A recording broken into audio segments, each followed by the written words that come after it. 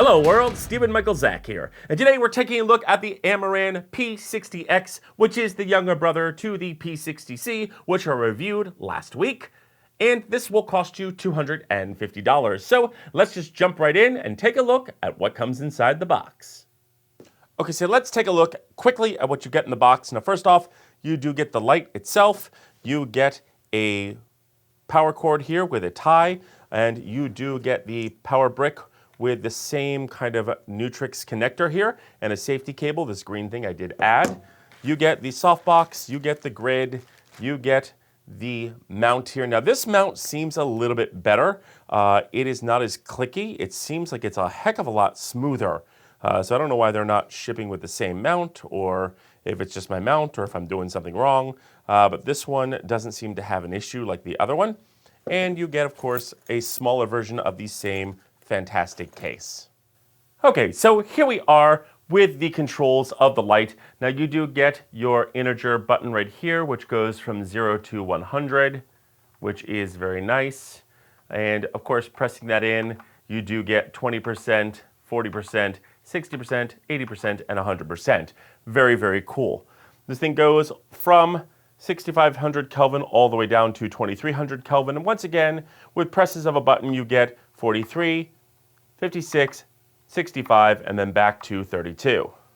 So all in all, very nice that you have those quick buttons. The screen is fantastic, and it does give you a very good accurate power reading. Now let's go ahead and take a look at the menu by pressing the menu button underneath the power button.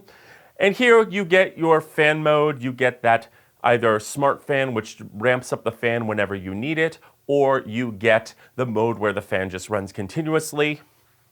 You get your studio modes, which basically this allows you to hook this up to a light switch, an outlet that has a light switch. And when you flip on the light switch, this will automatically go on, or when you plug this thing in, it'll just automatically turn on. Now I'm not going to use it that way, so I will select no.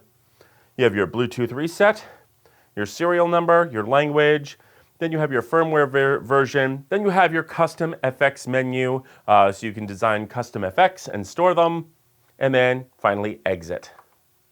Now let's go ahead and let's press the special effects button. And this button's a little bit fidgety. And you get very strange special effects. You get paparazzi. You get, and you can control the frequency. You get paparazzi. You get fireworks. You get pulsing. And you get strobe. And that is it. Those are the only special effects that you are going to get in this light. Okay, so let's check out our white balance now. On the screen, I have put what my camera is normally set at, and we're going to do a proper white balance here rather than what I've been doing here. So let's go ahead and fill that in. And we get about 5,050 with a tint of 11. So all in all, not very bad. Now, let's check out the tungsten. Okay, so here we are back at our original settings, and let's go ahead and white balance again here. And we've got about 3150 with a tint of 9. So all in all, not bad. Now, just for the ha, we'll check out the 4300 Kelvin.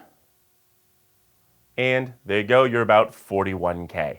So the Amaran P60x is a very interesting light in the Amaran Aputure kind of library. Now, one thing I do want to talk about is the fact that these softboxes have shown up dirty. I don't know whether it's the oil that they've been using for these rods, but this looks like somebody stepped on it with something brown. And I did notice that on the P60c as well. So just note that you may need to get a replacement for this, or Aputure, if you're watching, just know that they are shipping dirty for some reason, and I don't know why. Now let's talk about the cons. First off, you don't get a bag for the grid, so you're going to have to keep the plastic bag, which I'm not thrilled about. Also, when you combine these together, this thing is dimmer than dim. I highly suggest not using the grid. I would never use the grid on this thing. I would use the softbox. It does work fairly well. Does a nice job spreading the light, but that combo is not my favorite. Now let's talk about some of the other cons. This has the weirdest special effects inside. You would think it would come with lightning, fire, bad bulb, maybe TV. No, it has like strobe, paparazzi, a couple other things that you probably are never going to use. So it's very odd that they chose to put those in here. Ones that like nobody's ever going to use. Very, very strange. Very, very not very useful at all. And then I don't know if it's my unit, but the effects button is very sticky. You have to hold it for a certain amount of time, but not too long, in order to get the effects to turn on and change. Very, very strange that you have to do that. And let's talk the fan. The fan is, because there's only one fan in here, I will say it is a little bit louder than the P60c, which is unfortunate. I mean, it's not terrible. It's still super quiet. It's still not a problem, but this one is louder, I think, because there is one, and you don't have that double. And after running this thing for about a half an hour, this thing does heat up quite a bit. It does get quite warm to the touch, so that is another thing. And again, you have the same battery issue where you cannot run this on 100% battery. You're going to have to do 40 or 50%. The minute you go to 100, this thing's going to shut off on you. Now, let's talk about what I really like about this thing. And first off, is how fast it is. I love the fact that you can get to 20, 40, 60, 80, 100% brightness with just a click of the little knob here. Same goes for color temperature. You go to 32 to 43 to 56 to 65 with a couple of clicks of the button. I love that. I think all lights should do that. It is fantastic. This thing, bare bones, is super bright still. I really do like it. It does still feel pretty premium, not as premium as the C, but it does still feel pretty premium. The buttons are very nice. They do have nice tactile functions. The screen is fantastic, although I wish it were a little bit bigger because I'm going blind and it's a little small for me, but it's still visible. It's still fine. The mount seems to be fine, has the umbrella holder here. There is no tilting issue, so you don't have to kind of reverse the mount upside down, which is very nice. And it just seems pretty solid as a light. And with the softbox on, it still isn't bad. Now, who is this for?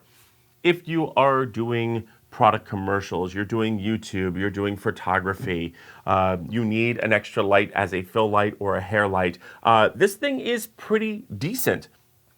And it is a very, very good light for a budget light, if this is all you can afford. Now, my advice to you is if you could save up a little bit more, go for the P60c, its older brother. You get better effects, RGB lighting, much brighter. It is a much more premium panel and it is not that much more expensive. While this is good, that is really the better panel. But if this is all you can afford or you just need something cheap for either your studio or for YouTube, this isn't terrible. And I do like the fact that both these lights have that studio mode, so once you plug it in, it'll just turn on. So that's it. Those are my thoughts, but I want to know yours. So leave your questions and comments in the notes below. Also, don't forget to like, share, and subscribe. And don't forget to mash that bell button to be notified when we drop a brand new video. And feel free to use the links below as it helps out the channel. I'm Stephen Michael Zach, and this is new to me.